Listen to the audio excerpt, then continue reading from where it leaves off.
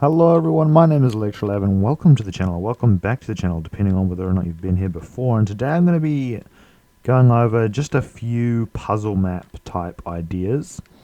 Sort of puzzle map, adventure map type, things you can put in your maps to make them a little more interesting, a little more challenging maybe. This is a pretty easy map, like it's not very hard, but the first thing is to put lecterns around with books in them, obviously, to give clues or whatever. Yeah, but that's not really a hint. So one of the cool things you can do is just hide buttons. So just make like a labyrinth of, places you can look and then just hide a button somewhere. Even better, you could potentially just hide a bunch of buttons everywhere that don't do anything and then just have it so one of the buttons does something. So for example, this button opens the enchanting room where there's another lectern in here. And another cool tip that you can use to make adventure maps, this is more if the adventure map's not in adventure mode but in survival mode, if the person's capable of placing buttons. So what you can actually do is, I haven't done it on this particular build, but I have done it on another, or not on that particular door rather, but I have done it on this door over here. So I just click this button off. If I were to grab a button and try and power these doors, even if if I was in survival mode and I somehow got my hands on a button, the button will not power the door, and that's because the door is reverse powered. So that's basically where you place the doors like this, and then you have torches underneath. So you get some redstone torches or whatever power source, and then you power them like this. So obviously that's not lined up properly, but we can just do a one door example, and in that way, the only way to open the door is to power the redstone torch off, but like that. You just put a button next to it, it's not going to open. So that can definitely be a useful tip for certain situations in various adventure maps when you've got the person in survival mode, so they can break blocks and place blocks and stuff. Another tip you could do is put like an Elder Guardian somewhere nearby, so they get mining fatigue, so they just can't break blocks very fast, but they'd still be able to place blocks. So this is another one where I just hit a button over here. So you can hide buttons and then, whatever. I've also hit another button to get through the next door. This door's already open for some reason. But there's a button hidden way over the other corner of the library. This is the first sort of puzzle type thing right here. So there's a door hidden in this secret library over here.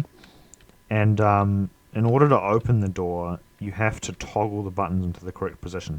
So if I were to offset this like this, then that would make it even harder, because you have to press the buttons in the correct position. And there's a lever which leads to a secret room where you can actually see where the blocks are and where the blocks aren't. So this is meant to help with the puzzle room. There's a block in the middle, but there needs to be a block there and a block there. So in order to open the door, you have to go up this puzzle room and see which blocks are where and which button you need to press. So if I press this button, I'll just flip this off for a second, and this button, so now it's solved, but if that lever's off, you're not going to know that it's solved because it's not going to open. So you have a power source that's toggleable, and you have the puzzle buttons, which can be set to whatever you want. And you could stack it so that there's like tons of them. I'll just briefly show you how it works. I don't know if you can't actually see this. There's not much point in me showing you this, but it's basically just T flip-flops that push blocks into place or out of place, and that's how this works. And then you go through here. This one is another cool technique, is to hide a button that's just super far away from where the actual puzzle thing is. So if I press this button here, I'm just going to reset this puzzle over here because I don't actually want this like this. But now we have to go all the way through the library. I'm just going to go into spectator so it's faster. And we have to go all the way up here. And now what you'll see is a secret door is opened over here. So that's another cool thing, is hiding a door really, really far away from where the button is. So you press it 100 times and you've no idea where it opens unless you put like a clue there. Another thing you can do is hide secret doors with lecterns. So I've got a lectern here. If I turn the page in this lectern, then it will open a secret little piston will open, and you'll be able to access a chest. and then you can just reset it by going back a page. So that's another cool thing you can do. Another one that you can do, this is a very simple combination lock. So you just get any item and you'd put it into the item frame, and it won't work unless you have, well, for starters, it has to be an item that's the same as the item that's in the thing. Otherwise, it's going to look all weird, and you're not going to know which way it's meant to line up. So we have to have an arrow that's on a slant. That's going to go in there, and it will only open the door. So you press the button, and you could try, set them all to 1. Doesn't work. Set them all to 2. Doesn't work. Set one of them to something, and then it doesn't work. So you have to actually turn them all the way around. You actually hear a piston click. You could obviously get rid of that by, having just a white noise machine or something. But you hear the pistons click each time the arrows lock correctly, and then when we press the button, it will open the secret door. So that's a cool thing, and then we're obviously going to want to reset this each time because it will save the position of the item that was rotated. And then, we just go into the next room. So that's one more idea, is combination locks where the item has to be rotated to a specific direction. This one is another cool idea. I'm not going to go all the way through the map to get the items from the map. I'm just going to use regular water bottles. So it's quadrants. So if you put a comparator next to a quadrant, a water bottle will output a signal strength of 1 when it is in a quadrant, and it'll go up to 3. So you can set it to whatever you want. Like, there has to be a specific amount of water in there. So this one, you have to fill the water all the way in order for the door to open. So there we go, I've got the door opened. Now I'm just going to get rid of that right there. So that's another cool puzzle. Another thing you can add is secret flush doors. That's sort of self-explanatory. You put a flush piston door. Flush both ways is even better. So you can just hide entrances, so it's not obvious where the player has to go next. Another one is timed doors. So you press a button and you have to go through, at a specific speed, or it's not going to work. Another one is you can make item puzzles. So like you have to press buttons and droppers will drop items into hoppers and move them around, and you have to move them in a specific place in order for the door to open or the puzzle to continue. I'm just going to head on down to the next puzzle. So this one is this next one is an AND gate type puzzle here. So I've got a door over here, and I'll just quickly go into Spectator and show you what it looks like. So this is basically just a 9-piece AND gate. So there's comparators coming out of the blocks, there's item frames on the blocks, and in order for the comparators to activate, you have to have an item in the item frame. So this one, you could make it more complicated by making it so that the item has to be rotated to a specific position before it will work. But this is just a real basic example. So we just put tons of torches along here and connect them all with redstone dust. And then you put another torch over here that turns on when all of these torches are off. So all of these torches have to be powered and turned off in order for the door to open. So I'll just demonstrate how it works real quick. I'm sure you can probably pick up on this. So you have the person go and find items, and then you have to fill all of the item frames up. Won't work until you've got all of them. And then the door will open. And then, you can reset it like that. And then, and in this particular puzzle map, the player does actually have to collect all of the items for another part of the puzzle. Another thing you can do, which is pretty cool, is to hide items in plain sight. So at first glance, it just looks like there's pot plants here. There's no obvious thing. But if you look, you notice under the cauldron, there is a hopper, and it's pretty sneaky. You wouldn't notice it straight away unless you were looking for it. So over here I've got arrows hidden inside under these pot plants.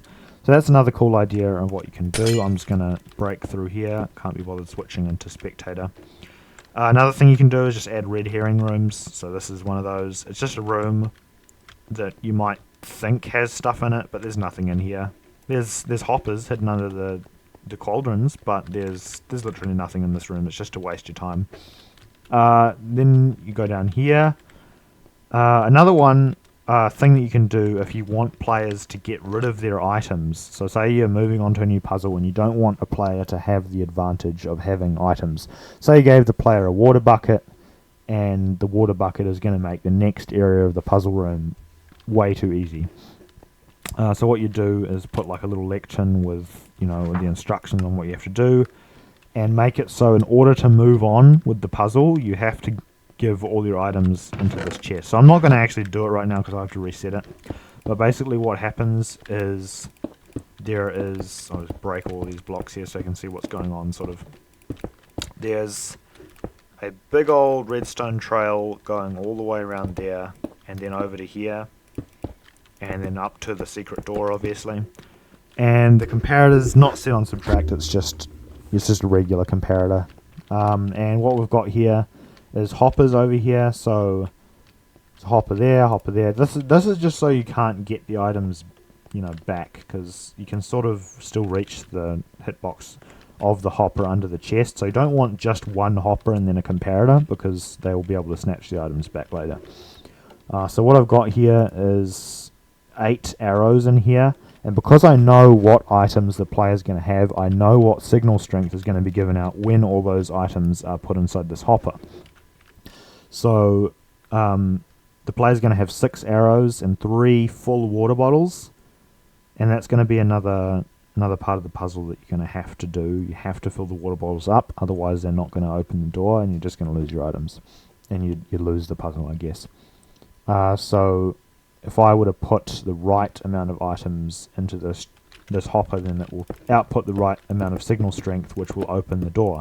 I'm not going to actually open the door. I'm just gonna cheat and go into spectator and just sort of fly through. As you can see, it's just another flush 2x2, and 2x1 actually. And then we come down to this nice looking room, and this is the last couple of tips you can do. So one of the things you can do is hide rooms, or, you know, chests or items or whatever, behind paintings. So you place down a big old painting, and you're going to have to put some doors there so that it doesn't break the painting. If I were to get rid of these doors, it would probably break the painting. And then you've got a secret lever hidden here, which opens up a chest.